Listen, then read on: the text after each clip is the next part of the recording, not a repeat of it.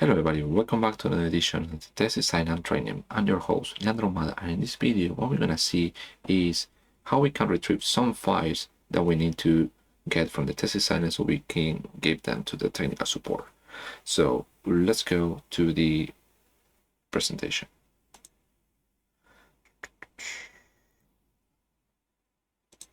And video I'm not showing anything. There we go. So along with the firmware information of the TeSys Island, which is the control that we are using in order to control the TeSys Island, and the configuration, the SOML file, we need to know these two files, the audit log and the event log. So basically, we need to have access to the web interface of the TeSys Island, know the username, password, and the IP address, of course, and then we can retrieve these system logs from the TeSys Island. So let's go to the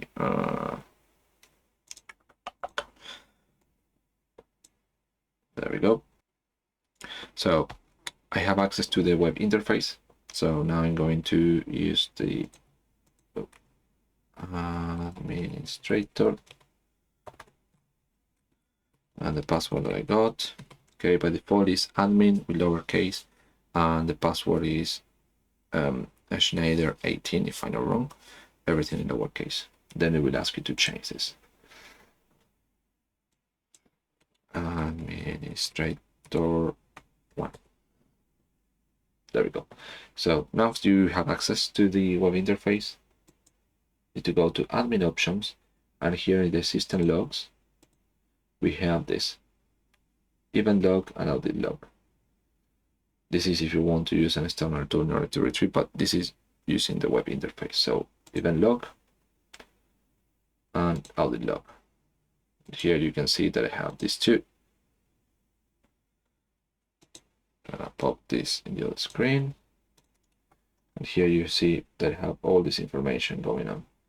So this is for the technical support, so they get further information from the device. Okay, what's going on?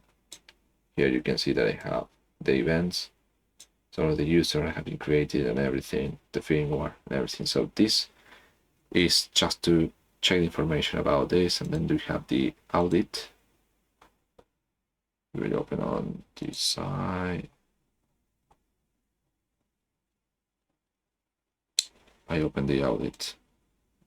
If you go to the event, I will show you that. Here you have further information about what is really happening with the device. So if it's an error or something that we don't know, then this can give us further information. So it's important to retrieve these two files and send that to the technical support. So along with the SOML configuration and the firmware version. And if you're using Control Expert or Machine Expert, it's important to know which version you are using of those softwares, and also which is the DTM along with those softwares, because you need to check the compatibility. So this is which are the files that you need, but the more important one are the system logs files, how you can retrieve using the web interface of the TeSys Island. So thank you very much for watching this video, and see you on the next one.